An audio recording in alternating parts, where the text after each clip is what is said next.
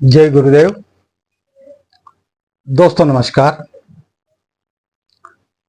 उम्मीद करता हूं आप सुखी होंगे, प्रसन्न होंगे, राजी खुशी से होंगे, कुशल मंगल से होंगे। आज के इस वीडियो में मैं एक बेहतरीन यंत्र के बारे में आपको बताने जा रहा हूं और इस यंत्र को यदि आप बना लेते हैं तो आपको निश्चित रूप से लाभ होगा। इसमें कोई दो राय नहीं है, कोई शंका नहीं है।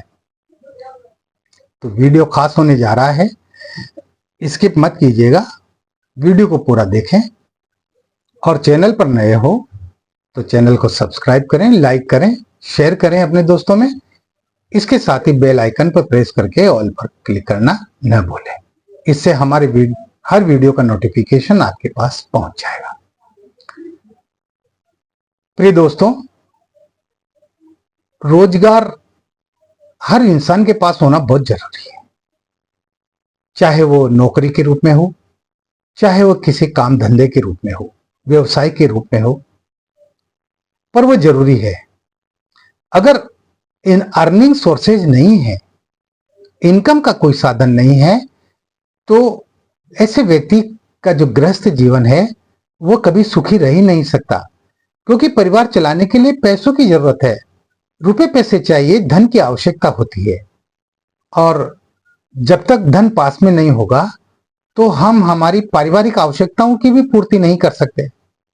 बड़ी इच्छाओं की तो बात छोड़ दीजिए, लेकिन हमारे घर की जो छोटी छोटी जो जरूरतें हैं, उन जरूरतों को भी हम पूरा नहीं कर सकते यदि हमारे पास रोजगार नहीं है। बच्चे पढ़ लिख जाते हैं, माँ बाप किस तरह से उनको कितनी परेशानियों से उनको पढ़ाते हैं, लिखाते हैं, अपना पेट काट काट कर अपने बच्चों को पढ़ाते हैं और सपनों को अपनी आंखों में समाये हुए रहते हैं। उनकी आंखों में सपने होते हैं।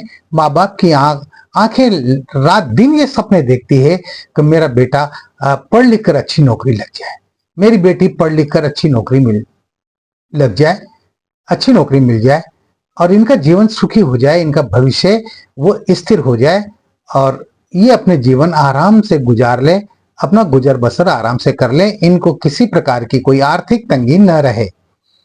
और इसके साथ ही हर माता पिता की इच्छा होती है कि अगर बेटा नौकरी लग जाता है या उसको कोई अच्छा व्यवसाय हो जाता है, मिल जाता है, कोई धंधा मिल जाता है, रोजगार मिल जाता है, तो वह भी अपने बुढ़ापे के प्रति निश्चिंत हो जाते हैं कि चलो हमारा बुढ़ापा जो है अब आसानी से कट जाएगा, आराम से कट जाएगा, क्योंकि बेटा जो है कमा रहा है। अब बुढ़ापे में माँ बाप के तो हाथ पैर काम करते नहीं है, वो तो परवश हो जाते हैं अपनी औलाद के। इसलिए उनको भी जो है भोजन के साथ साथ दवा दारू की भी जरूरत पड़ती है। बीमारियां घेर लेती है, बुढ़ापे में कई तरह की बीमारियां हो जाती है और इलाज के लिए पैसों की जरूरत पड़ती है। अब अगर ऐसे में संतान जो है वो बेरोजगार है, वो बेकारी की आग में जल रही है, तो कैसे परिवार का खर्चा चलेगा।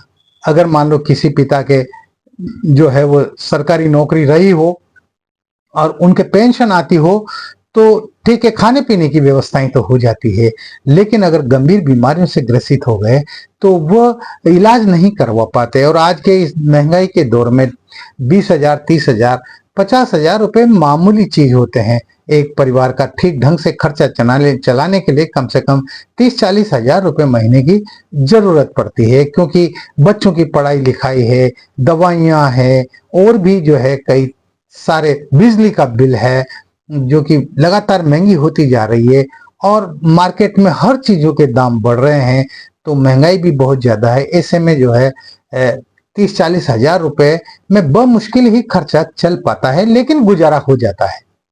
और अगर संतान जो है उसके पास में कोई पढ़ने लिखने के बाद भी अगर उसके पास में कोई नौकरी नहीं है, कोई व्यवसाय नहीं है, कोई धंधा नहीं है, तो ये माता पिता के लिए बहुत बड़ा चिंता का विषय होता है, चिंता का कारण होता है। हालांकि ये सब व्यवस्था की देन है, मैं नहीं समझता और मैं मानता भी नहीं हूं कि ये भाग्य की देन है या ये ईश्वर की देन है। ऐसा कुछ नहीं है। जिस व्यवस्था में हम रह रहे हैं, जिस व्यवस्था में हम जी रहे हैं, उस व्यवस्था की देन है कि वो व्यवस्था रोजगार के साधन पैदा नहीं कर पा रही और आज लाखों लाख करोड़ों करोड़ नौजवान आज सड़कों पर भटक रहे हैं और रात दिन दफ्तरों की खाक छान रहे हैं। तो ये व्यवस्था की देन है। मेरा 100% मानना यही है, क्योंकि मैं भाग्य पर विश्वास नहीं करता। भाग्य हम खुद बनाते हैं, भाग्य हम खुद बिगाड़ते हैं। भाग्य बनाना हमारे कर्मों के आधार पर होता है। इसलिए ये बेकारी जो बेरोजगारी है, ये सब इस व्यवस्था की देन है। ऐसी स्थिति में क्या करना चाहिए? जब घर में कोई लड़का बेरोजगार हो या लड़की बेरोजगार हो, तो उसके लिए एक मैं बहुत ही बेहतरीन यंत्र आपके लिए लेकर आया हूं, जिसे आपके परिवार में यदि कोई बेरोजगार है तो उसे ये बनाना चाहिए। उसके लिए आपको क्या करना पड़ेगा? आप पूर्णिमा के दिन, हर महीने पूर्णिमा आती है, पूर्णिमा के दिन आपको ये यंत्र बनाना है। और ये आपको रात में बनाना है 9 बजे के बाद। स्नान करके 9 बजे के बाद आप जो है साफ स्वच्छ धुले हुए वस्त्र पहनकर और अपने पूजा कक्ष में बैठ जाएं। आपका मुंह पूर्व की ओर होना चाहिए, पूर्व दिशा की ओर मुंह करके बैठ जाएं और सामने चौकी पर आप जो है सिर्फ एक घी का दीपक और 2 अगरबत्ती रख लें। इसके अलावा आपको और कुछ भी रखने की जरूरत नहीं है। हो सके तो आप 1-2 पुष्प भी रख सकते हैं। अब आपके पास में भोजपत्र होना चाहिए, जो आप पहले से ही खरीद लें। पंसारी की दुकान पर या पूजन सामग्री की दुकान पर भोजपत्र हमारे देश में आसानी से मिल जाता है। तो भोजपत्र कटा फटा नहीं होना चाहिए। भोजपत्र थोड़ा बड़ी साइज का होना चाहिए, क्योंकि ये यंत्र थोड़ा बड़ा है।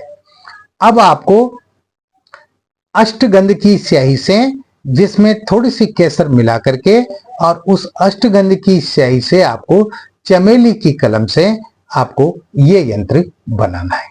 जो आप स्क्रीन पर देख रहे हैं, इसका स्क्रीनशॉट ले लें और इसको जूम करके आप देख लें। ठीक इसी तरह से आपको ये यंत्र बनाना है, इसका निर्माण करना है।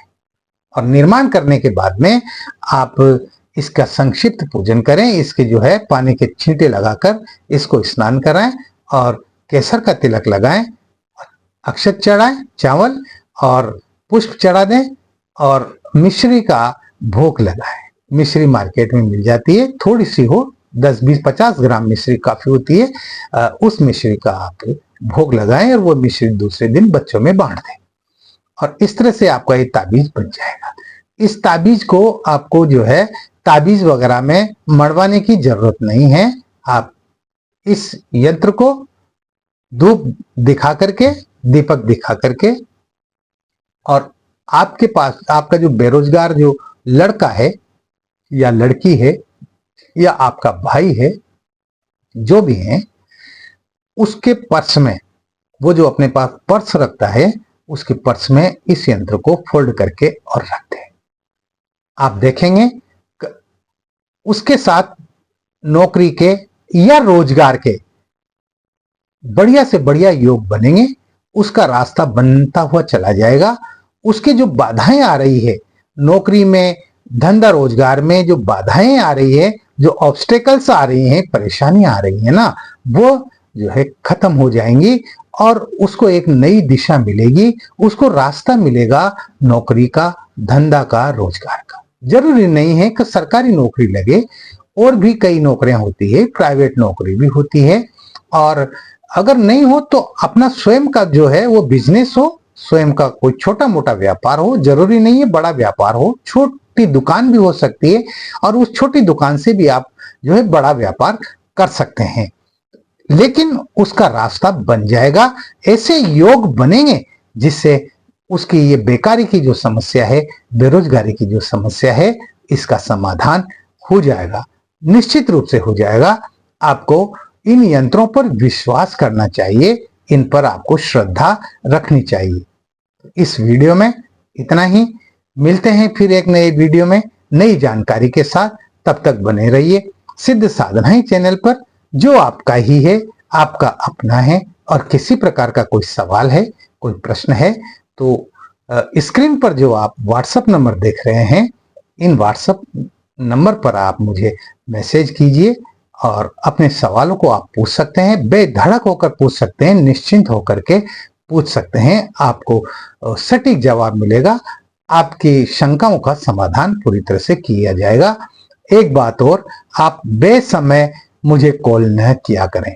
मैंने पहले भी वीडियोज में आपसे कहा कि मैं आपका कॉल सिर्फ सुबह 10 बजे से और 11:30 बजे तक ही उठा पाने की स्थिति में होता हूं।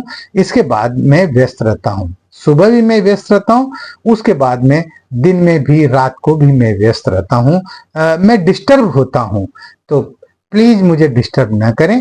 आपको कॉल करना है तो आप सुबह 10 बजे से और 11:30 बजे के बीच आप कभी भी कॉल कर सकते हैं, या फिर जो है आप व्हाट्सएप पर मैसेज छोड़ दीजिए। जब भी मुझे समय मिलेगा मैं आपके सवालों के जवाब जरूर दूंगा। इसके साथ ही आज के इस वीडियो को मैं यहीं पर विश्राम देना चाहूंगा। आप खुश रहें, प्रसन्न रहें, हंसते रहें, मुस्कुराते रहें। मिलते हैं फिर एक नई जानकारी के साथ। जय गुरुदेव।